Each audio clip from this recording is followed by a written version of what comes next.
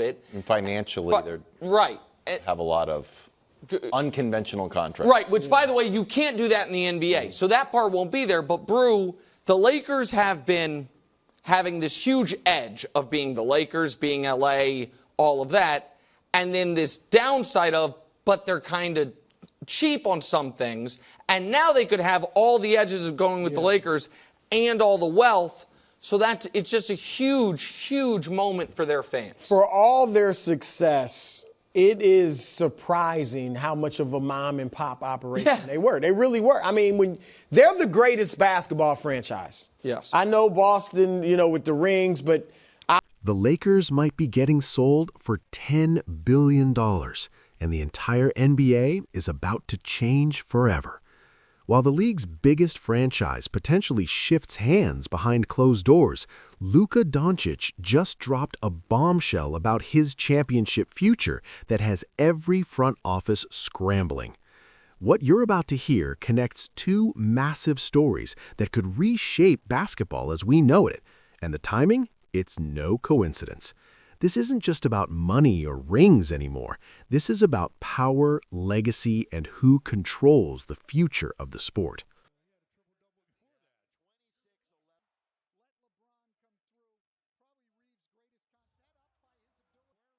Something massive is brewing in Los Angeles, and it's not another free agency rumor or coaching change. We're talking about a potential sale of the Lakers franchise that could shatter every record in professional sports history. $10 billion. Let that sink in for a second. Not million, billion with a B. Now, here's where it gets interesting. Multiple sources close to the NBA's inner circle have been whispering about this for weeks, but nobody's saying it out loud yet. The current ownership structure has been rock solid for years, but in January 2025, everything started shifting. Quiet meetings in luxury hotels, conference calls with investment groups that manage more money than some countries' GDP. This isn't your typical franchise sale. This is a complete power restructuring at the highest level of basketball. And here's the thing that should terrify every other team in the league. Whoever drops $10 billion on the Lakers isn't doing it to make friends. They're doing it to win, immediately, aggressively, without mercy. Think about what $10 billion represents. That's not just buying a team. That's buying the most iconic brand in basketball, the second most valuable franchise in the NBA, and a money-printing machine that sits in the entertainment capital of the world. Whoever's coming in has the resources to completely reshape how championship teams are built. But why now? Why would the current ownership even consider selling at this moment? The Lakers are still one of the most profitable franchises in sports. They've got history, they've got global appeal, they've got everything. Unless they know something we don't. Unless they see the financial landscape of the NBA about to change so dramatically that $10 billion today is better than whatever comes tomorrow.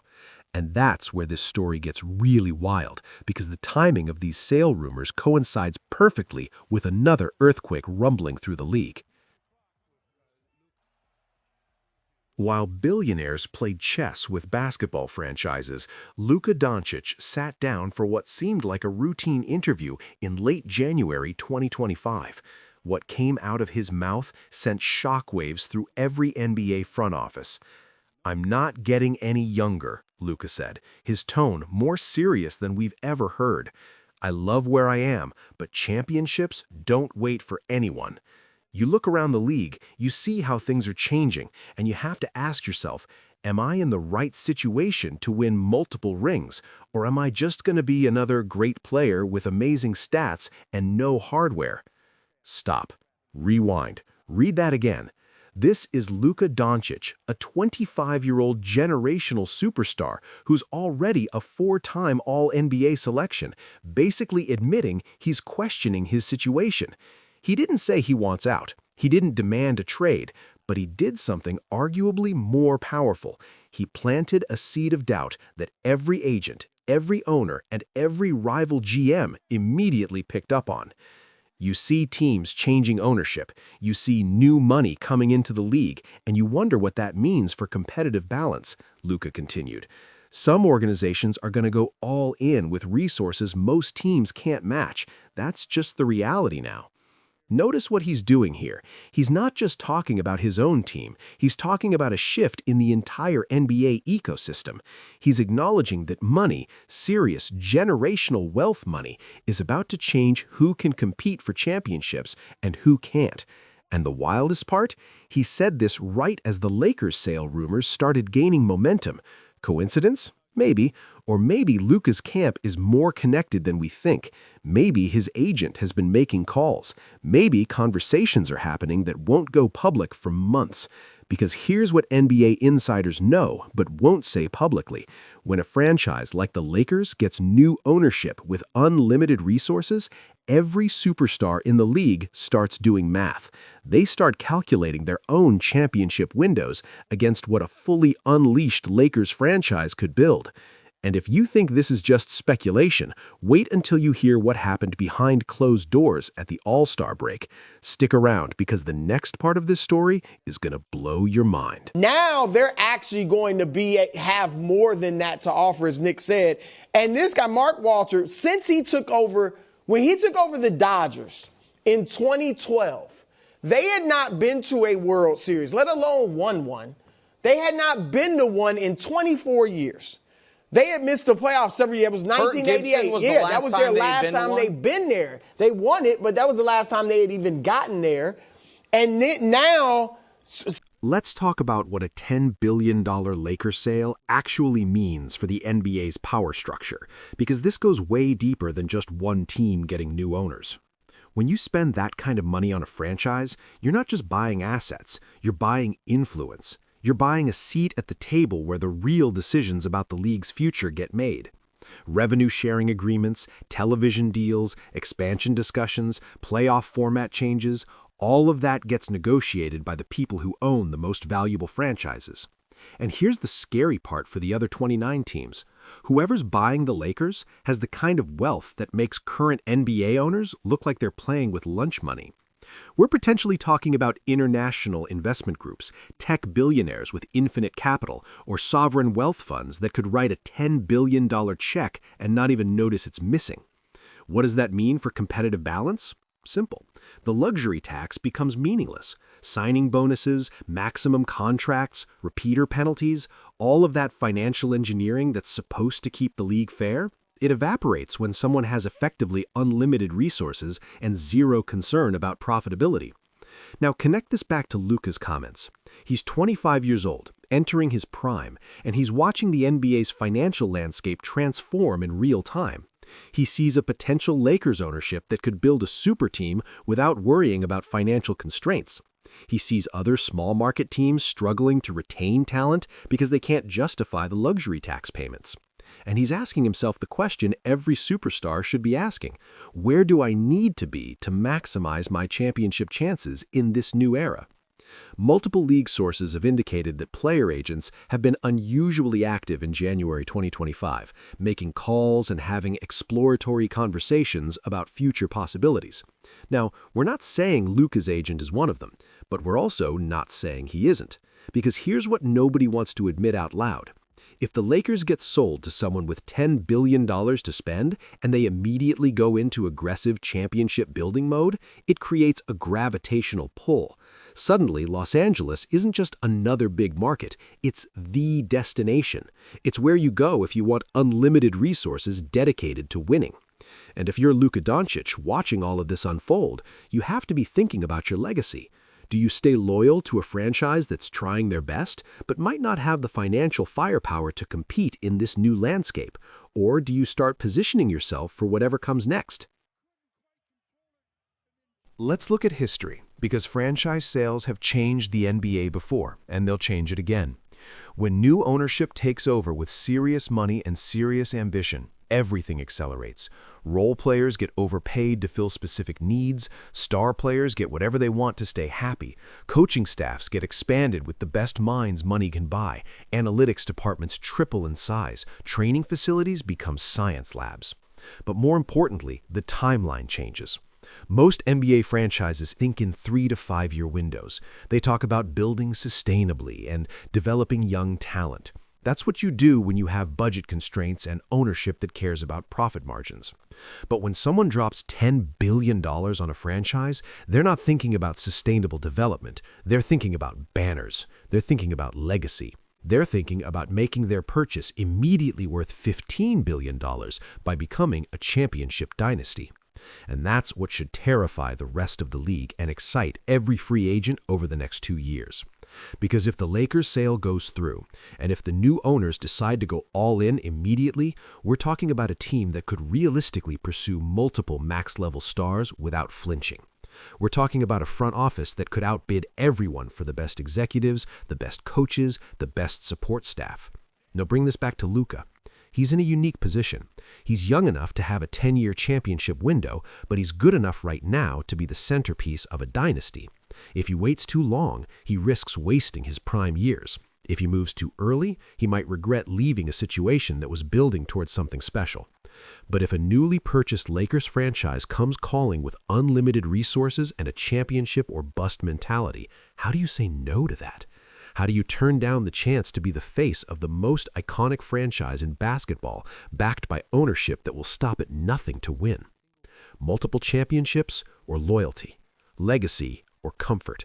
These are the questions Luka's probably asking himself right now, and his recent comments suggest he's leaning toward legacy. If the Lakers sale happens, the ripple effects will be immediate and brutal. First, every other franchise owner will panic. They'll see what $10 billion in committed resources can build, and they'll realize they can't compete. Small market teams will start having uncomfortable conversations about whether they can realistically keep their stars long-term. Mid-market teams will struggle to justify luxury tax payments when they know they're getting outspent by a factor of 10. Second, player movement will accelerate. Stars will start forcing their way to situations where ownership is willing to spend whatever it takes. We've already seen this with super team formations, but this would be different. This would be systematic, calculated repositioning based on financial firepower rather than just market size or roster fit. Third, the league itself will face pressure to intervene. Revenue sharing might need to be restructured. Salary cap rules might need to be reimagined, because if one team can effectively ignore financial constraints, the whole competitive balance system falls apart. And Luka? He's watching all of this like a chess grandmaster, seeing moves 3 steps ahead. His comments about championships and organizational resources weren't random, they were strategic. He's telling the basketball world exactly what he cares about, and he's doing it at the exact moment when the Lakers, might be positioning themselves to offer everything he wants. Now, we haven't seen any official confirmation about the sale yet. The Lakers organization hasn't made any public statements. The NBA hasn't acknowledged any ownership transfer discussions. But that's exactly how these things work at the highest levels. Everything stays quiet until the paperwork is done and the press conference is scheduled. But the silence is telling. The lack of denials is deafening. And the timing of Luka's comments, right in the middle of all this speculation, suggests that players around the league are preparing for a new reality. So let's bring this full circle and talk about what's really happening here. The Lakers might be getting sold for $10 billion to ownership that doesn't care about profits, only championships. Luka Doncic just publicly questioned whether he's in the right situation to win multiple rings, and the entire NBA is holding its breath, waiting to see if these two massive stories collide in a way that reshapes the league forever. Can championships be bought? Technically, no. You still need the right players, the right chemistry, the right breaks.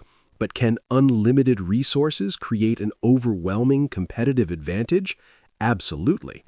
And that's what makes this moment so dangerous and so exciting. We might be watching the beginning of a new era in basketball, where financial firepower matters more than draft picks, where ownership commitment trumps market size, where legacy-hunting superstars gravitate toward whoever's willing to spend the most. For small market teams, this is a nightmare. For fans who care about competitive balance, this is concerning.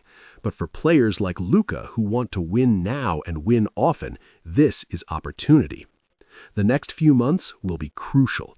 If the Lakers sale goes through, if new ownership comes in swinging with massive offers, if star players start making moves based on financial backing rather than traditional factors, we'll look back at January 2025 as the moment everything changed. And Luka's comments will be remembered as the first public acknowledgement that players see it coming too. Look at their roster. Yeah. Mookie Betts, Freddie Freeman, obviously Shohei. Like, he's will, and even before that, they went after Andre Ethier. Like, they went after big names, stars that made sense. And what I like, he's kind of like, he's the anti-Jerry Jones. He's not seeing a lot. That's right. He hires baseball people in this case, but he'll hire basketball people, and maybe they already are there. He'll give Pelinka. So let's bring this full circle and talk about what's really happening here. The Lakers might be getting sold for $10 billion to ownership that doesn't care about profits, only championships. Luka Doncic just publicly questioned whether he's in the right situation to win multiple rings, and the entire NBA is holding its breath, waiting to see if these two massive stories collide in a way that reshapes the league forever. Can championships be bought? Technically, no. You still need the right players, the right chemistry, the right breaks. But can unlimited resources create an overwhelming competitive advantage? Absolutely. And that's what makes this moment so dangerous and so exciting. We might be watching the beginning of a new era in basketball, where financial firepower matters more than draft picks, where ownership commitment trumps market size, where legacy-hunting superstars gravitate toward whoever's willing to spend the most. For small market teams, this is a nightmare. For fans who care about competitive balance, this is concerning. But for players like Luka who want to win now and win often, this is opportunity. The next few months will be crucial.